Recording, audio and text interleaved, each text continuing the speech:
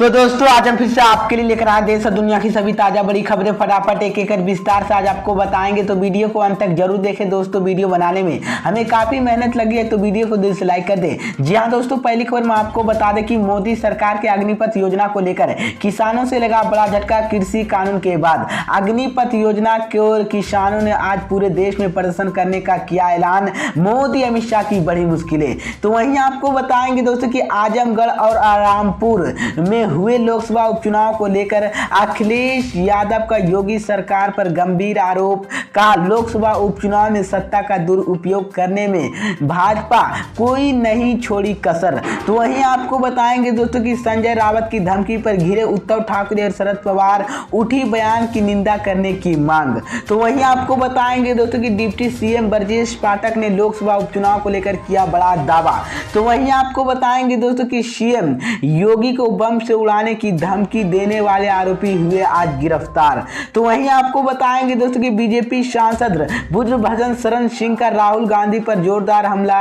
का वो खुद को इस देश के समझते हैं राजकुमार। तो दोस्तों सभी खबरों की जानकारी एक एक कर विस्तार से बताएंगे दोस्तों। इससे पहले आपसे एक छोटी सी रिक्वेस्ट करें दोस्तों, अगर आपको भी लगता है कि देश में होने वाले तमाम चुनाव ईवीएम से ना होकर बैलेट पेपर से होना चाहिए, अगर आप भी इस बात का समर्थन करते हैं तो आप इस वीडियो को लाइक करके चैनल को सब्सक्राइब जरूर कर लीजिए और साथ में बेल आइकन भी प्रेस कर लीजिए और वीडियो को ज्यादा से ज्यादा शेयर कीजिए।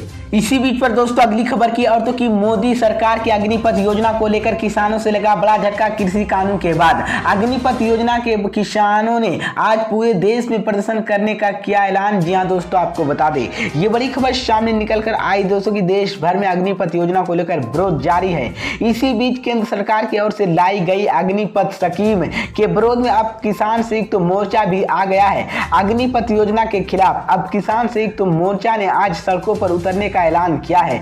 देश के कई हिस्सों में इसी योजना का विरोध किसान संगठनों से जुड़े लोग आज प्रदर्शन करेंगे। लेकिन मैं आपको बता दें कि पहले छात्रों ने बवाल किया था और कई जगहों पर हिंसा हुई थी, फिर राजनीतिक दलों के इसके विरोध में अपनी आवाज उठाई और अब किसान संगठनों से जुड़ी लोगों ने अग्निपथ योजना के विरोध में मोर्चा खोल दिया है। किसानों से जुड़ी संयुक्त किसान मोर्चा आज देश भर में प्रदर्शन करेगा। वहीं संगठन की जिसकी अगुवाई में कृषि संशोधन कानून के विरोध में शुरू हुआ था, लेकिन मैं आपको बता दें कि किसान नेता राकेश टिकैत ने 20 जून को कहा था कि देश भर में जिला और तहसील मुख्यालय पर अग्निपथ योजना का विरोध संयुक्त किसान मोर्चा प्रदर्शन करेंगे। लेकिन संयुक्त किसान मोर्चा ने इस विरोध में कामयाब बनाने के लिए युवाओं, राजनीति दलों और आम लोगों को इस प्रदर्शन में शामिल होने की अपील की है।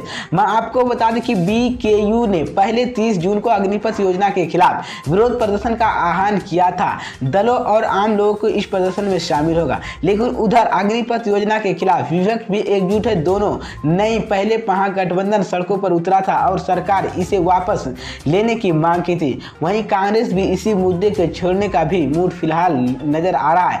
मैं आपको बता दें कि वहीं पर अग्निपथ योजना पर बिहार के सत्ताधारी बीजेपी और जेडीयू में भी अभी भी तकरार जारी है। लेकिन बिहार के ऊर्जा मंत्री विजेंद्र यादव ने अग्निपथ योजना को लेकर जेडीयू में स्टेड पर कहा गया है, लेकिन बीजेपी के साथ गठबंधन में हम गुलामी नहीं। बता दें कि अग्निपथ योजना को लेकर पहले कुछ दिन पहले भारी संख्या में छात्रों विरोध प्रदर्शन किया था, लेकिन कई जगह अब किसान ने विरोध करने का ऐलान किया है, जिसके बाद मोदी अमित शाह की मुश्किलें बढ़ गई है। इसी बीच पर दोस्तों अगली खबर की और तो कि आजमगढ़ और रामपुर में हुए लोकसभा उपचुनाव को लेकर अखिलेश यादव का योगी सरकार पर गंभीर आरोप। कहा लोकसभा उपचुनाव में सत्ता का दुरुपयोग करने में भाजपा ने कोई कसर नहीं छोड़ा। जी हां दोस्तों, आपको बता दी ये बड़ी खबर सामने निकल कर आई दोस्तों की समाजवादी पार्टी सपा राष्ट्रीय अध्यक्ष और उत्तर प्रदेश के पूर्व मुख्यमंत्री अखिलेश यादव ने बहिष्कार व सीतामूल भारतीय जनता पार्टी भाजपा और आजमगढ़ रामपुर लोकसभा उपचुनाव में सत्ता का दुरुपयोग करने का आरोप लगाया है।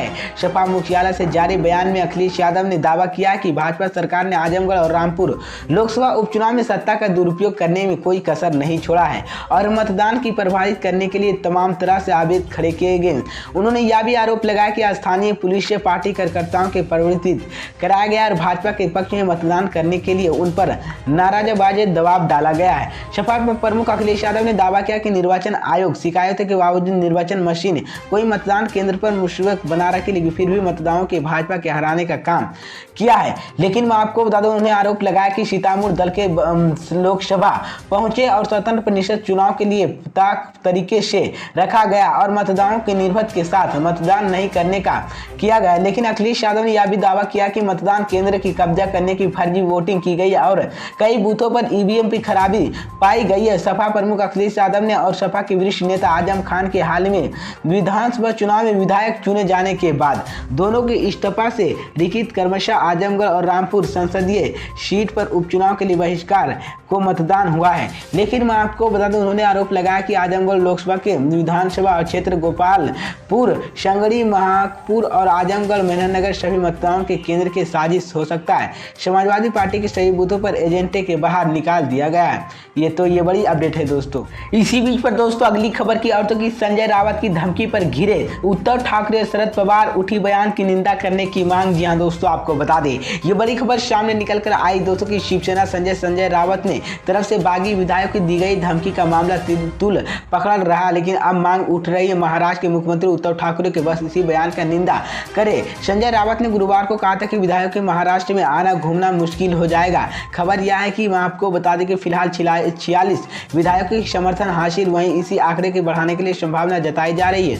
गुरुवार को राज्यसभा सांसद के महेश जेठमलानी ने ट्वीट कर कहा कि ऐसे व्यक्ति की तारीफ भवतन धमकी जो महाराष्ट्र के आपने आपस में कानून बनाया है। लेकिन मैं आपको बता दें कि गुरुवार को एनटीटी बातचीत के दौरान रावत ने सवाल किया है कि उद्धव ठाकरे के सीएम होगा और इस पर उन्होंने जवाब दिया है। इसी बीच तो ये बड़ी अपडेट है दोस्तों।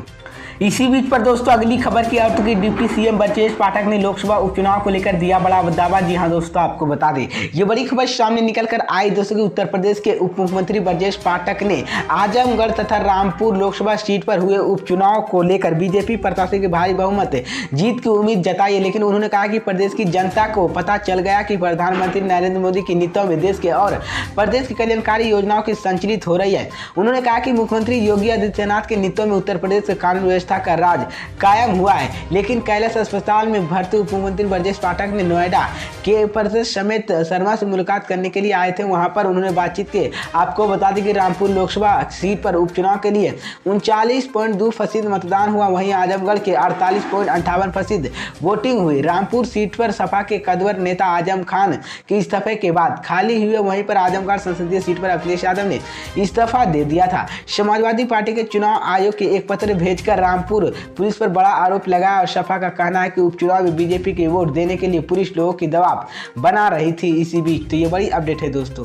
इसी बीच पर दोस्तों अगली खबर की औरत की सीएम योगी के बम से उड़ाने की धमकी देने वाले आरोपी हुए आज गिरफ्तार। जी हां दोस्तों, आपको बता दें ये बड़ी खबर सामने निकल कर आई दोस्तों की मुख्यमंत्री योगी आदित्यनाथ के उपचुनाव से पहले बम से उड़ाने की धमकी देने वाले आरोपी गोरखपुर पुलिस ने गिरफ्तार कर लिया है। आगरा जेल के पिछले एक माह से एक अन्य मामले में बंद आरोपी सोनू के गोरखपुर में केट पुलिस वारंटी भी तहत गिरफ्तारी लाई गई। न्यायालय में किया गया कि उसे गोरखपुर जेल भेज दिया गया। धमकी देने वाले आरोपी फिरोजाबाद के सिरारगंज थाना क्षेत्र में अहमदापुर रहने वाला है और भीम आर्मी का नेता सोनू लेडी डॉन के लिए नाम पर ट्विटर अकाउंट पर चलाता है।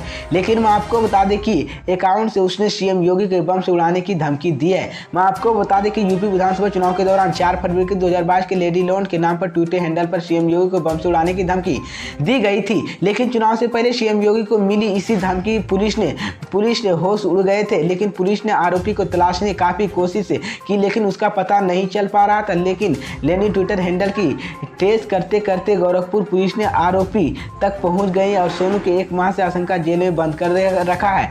इसी बीच तो ये बड़ी अपडेट है दोस्तों।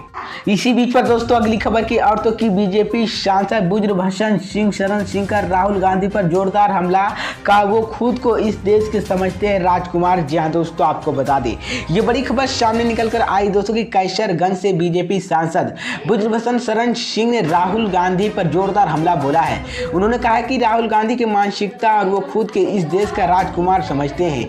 ईडी ने उनके पूछताछ के लिए बुलाया, लेकिन उनके समर्थकों सड़कों पर उतर गए हैं। वो देश के संविधान से चैलेंज करते हैं। उनके यह पता नहीं कि एक दिन ईडी बुलाए और उन्होंने जाना पड़ेगा। इसी मौके पर बीजेपी सांसद अग्निपथ योजना की तारीफ की और कहा है कि सबसे अच्छी योजना है। बीजेपी सांसद ने अग्निपथ योजना की तारीफ करते हुए कहा कि इससे मिलती जुलती योजना की इजराइल रूस भी चल रही है। मैं आपको बता दें कि उन्होंने कहा कि बीजेपी सांसद ने राहुल गांधी पर जमकर हम निशाना साधते हुए कहा कि राहुल गांधी खुद को इस देश का राजकुमार समझते हैं। ईडी की या सीबीआई की बुलाए तो उसे मंजूर नहीं है। इसी तरीके में ईडी बुलाने के उनके समर्थक जिस तरह से प्रदर्शन कर रहे हैं वो कहीं नहीं भारत के संवैधानिक व्यवस्था के चैलेंज करने की कोशिश कर रही है इसी बीच। तो ये बड़ी अपडेट है दोस्तों।